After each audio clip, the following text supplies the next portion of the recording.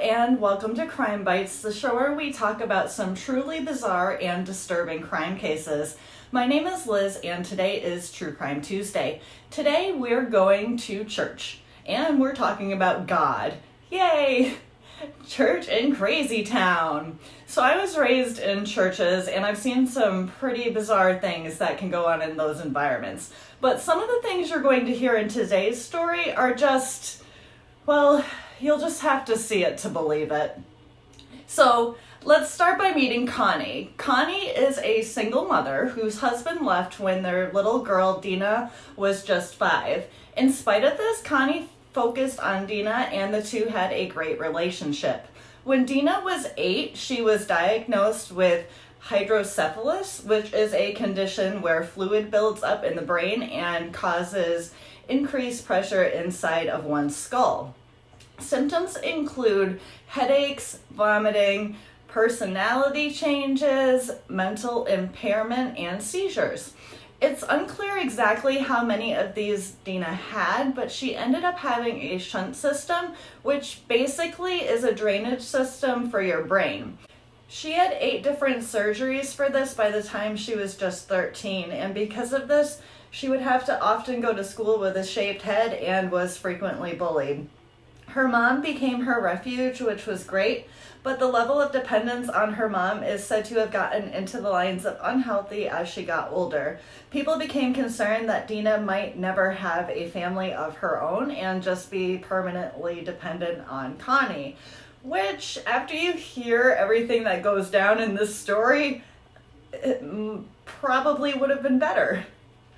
Dina would end up going off to Marist College in Poughkeepsie, New York, and joins what they call a rat pack, or a group of high school misfits who bond over being misfits and befriend each other. It would be in this friend circle where Dina would meet John. Now, John was on the shyer side when it came to the ladies, but after about a year, he gets the courage to ask Dina out. The two decided to get married the year before they graduated college, and John ends up convincing Dina's mom and newer stepdad to pay for his last year of school since they were married, and it was seen almost as an investment in Dina's future as well. Kind of makes sense, but Connie and her husband went ahead and gave John the money that he needed to finish his last year, except John didn't end up finishing the last year. Apparently, he was kicked out for academic reasons, whatever that means, and just keeping the money for himself.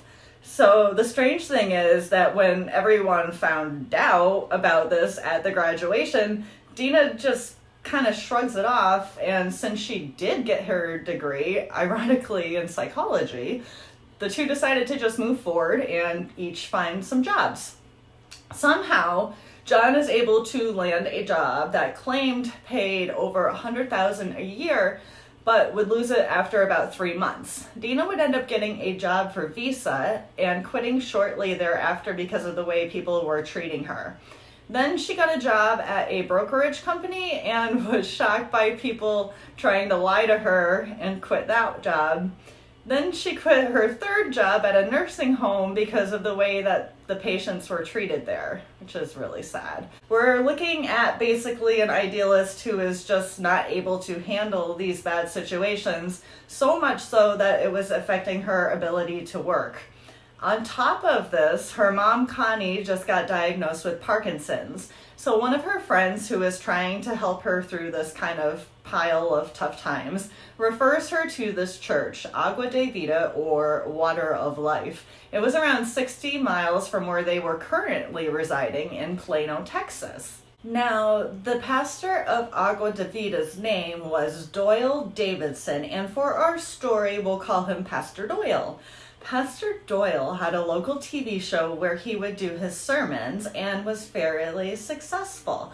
You could say he was a Christian pastor, but his beliefs bordered beyond what you would consider normal Christian beliefs.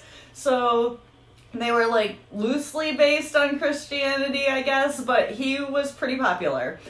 One example he had was that the 10 Commandments were only for people who weren't Christians. Another example was, there is no such thing as depression, only God. So then if you're feeling depressed, you don't have God. Things like that. So let's talk a little more about Pastor Doyle, because he, or at least his teachings, would play a large part in our story. He started in the military, spent some time in Japan, married, had a child, and then became a vet in Missouri. He started working with horses, then started breeding horses, but then his main stallion got impaled by a pipe somehow, ended up dying, so he couldn't breed horses anymore. Then he tried to breed cows. That didn't work out either because all his bulls had sterility issues, I guess. So on top of failing at animal breeding, Doyle is trying to become a preacher, but his style is a little too culty for the Missouri folks, so Doyle packs his things and moves himself to Plano, Texas, and starts the Water of Life Church. And within 3 years, he has a decent following and his TV show. This is around the time that Dina and John Schlosser will join the church. What is it about these culty places in Texas? Anyhow, the Schlossers join, and shortly thereafter, Pastor Doyle gets really aggressive about saying the Jezebel spirit was plaguing his wife. On top of this, they were going to remain together, and he would take care of her, but that in the eyes of God, they were no longer married. And then she ends up dying, and he blames her death on the Jezebel spirit that was plaguing her. Then a married lady named Lisa basically confesses to him when he's counseling her that she's only been with her husband, but she thinks she could be with him that way too. So Pastor Doyle does what any good pastor would do. He says he needs to pray about it. Okay. So he goes home and finds the Bible verse where it says, "Delight yourself in the Lord, and he will give you the desires of your heart." And well, he desired Lisa. Another man's wife, sure, but he desired her, so they started sleeping around. Anyways, this is the church where John and Dina were not just attending, but really involved in.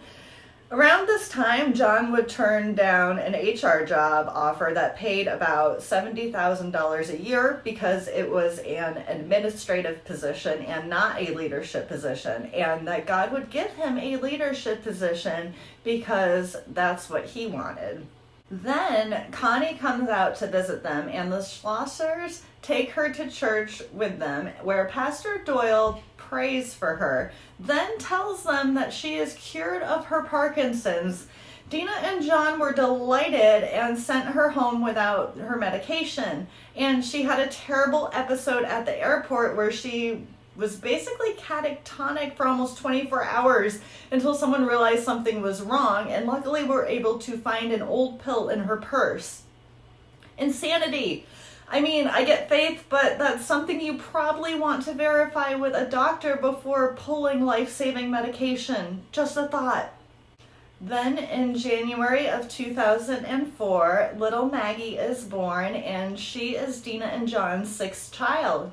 Dina decided on a home birth, and she had a successful birth, but then that night she tries to slit her wrists with a pair of scissors. Now, when she was brought in to get looked at, the wounds were not life-threatening, so the doctors kind of asked her what she was doing, and she said she did it to prove that God will heal her.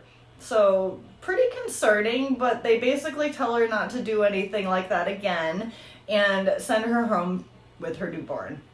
Then, a few days later, Dina is watching The Little Mermaid with her daughters, and she gets angry because she thinks that the characters were laughing at her, and neighbors would report that Dina was running down the streets just screaming in an uncontrollable manner about there being demons in her house. Her 5-year-old was chasing her on her bike. This would be enough to be considered a psychotic break, and Dina was put in treatment, but only for 2 days because John was insisting that she come home. At this point, he was working more than one job and basically needed her to take care of their kids. He also stated that she didn't need to stay there anymore because he had prayed away her psychotic break. Apparently not enough, though, because the next week Dina is running down the streets again, looking to check herself into the same hospital, which I guess is a good thing. Unfortunately, though, she didn't remember how to get there, so she decides to call John and ask him, and he ends up convincing her to go back home. So, Child Protective Services, or CPS, became involved, understandably, when interviewing the children about their mom's bizarre behavior. They described it as demons playing tricks. So, understandably, CPS decides that she shouldn't be alone with her children, and John's mom comes to stay with them for a while. After a few months without any incidents, CPS ends up clearing Dina to be with her children again. Now, she had been taking medication to block her psychotic episodes, but John couldn't always afford to have this refilled, so she was sort of on and off again until something would happen, then be back on. So our buddy Pastor Doyle gets up on TV one Sunday and shares about his affair with Lisa and says, "It's okay because in God's eyes, he is her husband." Yes, he says this in front of her husband. I can't handle all the crazy in this one. Anyhow, he ends up buying a house near where Lisa and her family live and demands that she comes to live with him now because she is his wife. When Lisa says, "No, I'm not going to come live with you. I'm going to stay with my husband and my kids," Pastor Doyle jumps on her and he's almost strangling her and attempting to pray the Jezebel out of her. I'm not even kidding. His spontaneous exorcism was interrupted by Lisa's husband, who comes out, and Pastor Doyle tries to swing at him but misses. I guess he was drinking as well when this went down, because when the police came, they arrested him for public intoxication. So the next day is Sunday, and Pastor Doyle takes the stage and says that Lisa is no longer welcome in their church. She wouldn't be welcome in this church because she didn't follow the will of God. Well, Lisa didn't like that, so she gets up with a fly swatter and starts chasing him around, screaming about how nobody liked him. I'm not even joking, a fly swatter.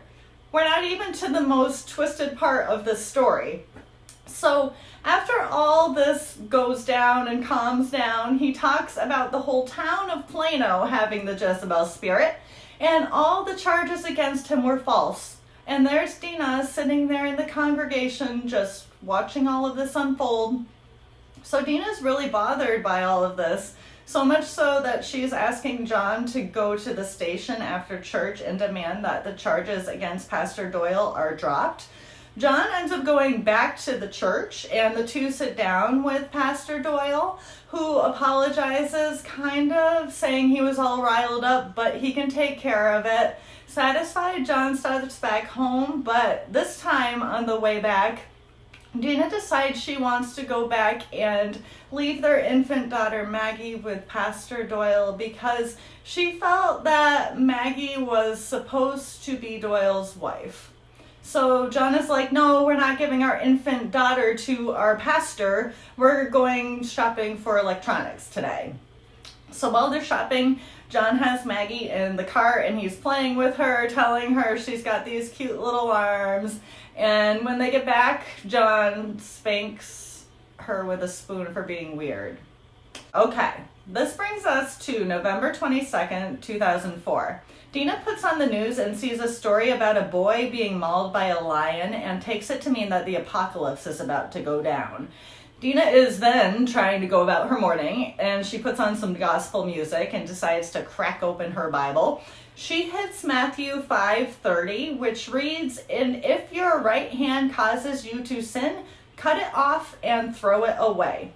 When she reads this, her mind flashes back to the other day in the Best Buy where Maggie was wiggling her arms around and John was saying, "Look at your little arms," and something clicks for her, or More like shatters? I don't know, but she feels like she has this clarity that God wasn't telling her that Maggie was going to marry Pastor Doyle anymore. God was telling her that he wanted Maggie to be with him, as in God. So with this realization, Dina cranks up her gospel music, grabs a knife from the kitchen, and chops her daughter's arms off. Poor Maggie would end up bleeding to death in her crib. Her 2 arms were completely cut off, and she had over 50 scratches on her face from her mother's frantic stabbing.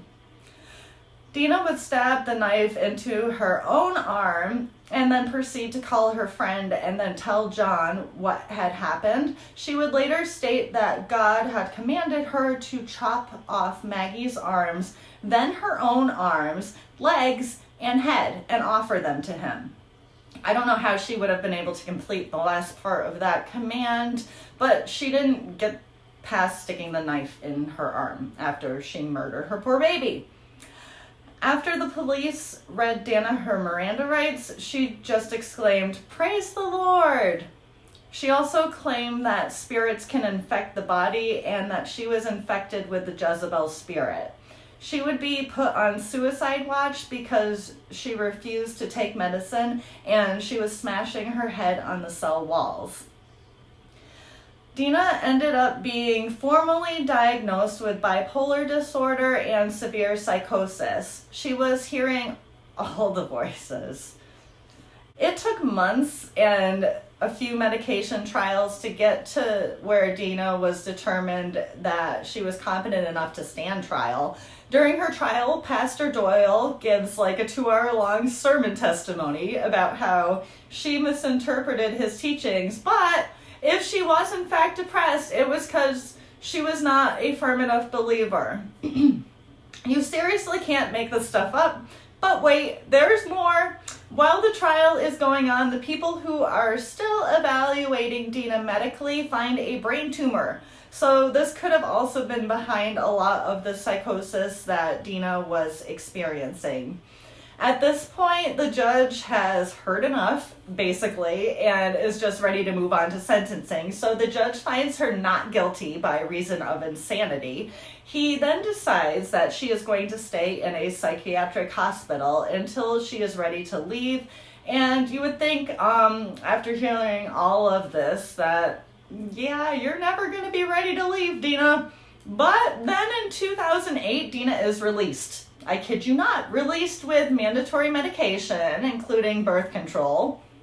She also was not to have contact with any children, including her own children. But in 2010, she was admitted back into the hospital after she was picked up screaming in the streets again. The next year, they let her out again. Come on, guys! And Dina picked up some smarts this time because she gets a job at Walmart using her maiden name. Unfortunately, she was recognized and Walmart fired her and she was back at the hospital again, where she still is as far as I could find. Poor little Maggie was failed in just so many ways here. Apparently, this case, along with a few other high-profile child abuse and death cases, caused the Texas Child Protective Services to come under a massive amount of scrutiny and to go under a huge overhaul. I know that's not an easy job to have, but signs were definitely there. So I'm going to go ahead and touch this one for just a hot second. If you think that God is telling you to do something and you claim to believe in the Bible, you check it. It says right there in the old Bible, His word is infallible. So you start there. And then if whatever He's telling you to do doesn't line up with it, guess what? Not Him. Case closed. Start trying to be a good person. Let's look at Dina's specific case in particular. Now, she's reading her freaking Bible, and it's saying, if your right arm is causing you to sin, your right arm, start there. Start with your own arm, not your freaking baby's arm. Anyways, if she started there, well, yeah, that sucks, but poor Maggie would still be alive. So you cannot even start to go there with interpretation and liberties because human nature and stories like this. And I'll just leave it at that because I've already said enough on that one, and I'm not a pastor or a religious commentator beyond that anyways. But anyways, this story, just wow. I was hoping to have May, since it's Mother's Day month, be a whole Mothers Who Murder month. And after last week, I put more time and effort and emotions into the video than I have before. And I mean, this is a newer channel, but still, I dug deeper. I was kind of looking for a shorter one this week. And so I Googled Mothers Who Murder, clicked this one, because it's the first article I could read. It didn't seem like a whole lot to the story, but it definitely was pretty bizarre. So I was like, all right, perfect. And then I started digging a little and just, here we are. So that is going to do it though for today's story. And there's just so much on so many levels. Our story didn't really make churches look good at all. So let's end today on a more positive note as always. And let's look at the Tree of Life Church in Conroe, Texas. Back in 2021, this area was hit with a pretty bad snowstorm. And if you look at Texas on a map here, you can see that they're in an area that does not normally get snow, so people aren't usually prepared for it. They consider it a catastrophe even, but thanks to this church and the community spreading acts of kindness, such as sharing things like generators, food, and just basic supplies with each other, the residents were able to get through the storm together. Seeing people come together to help each other get through just something rough like this left one resident with the sentiment that I will leave you with today. People do care. It makes you happy inside that there is good out there. Anyways, thank you so much for joining me today. And if you haven't already, please be sure to subscribe.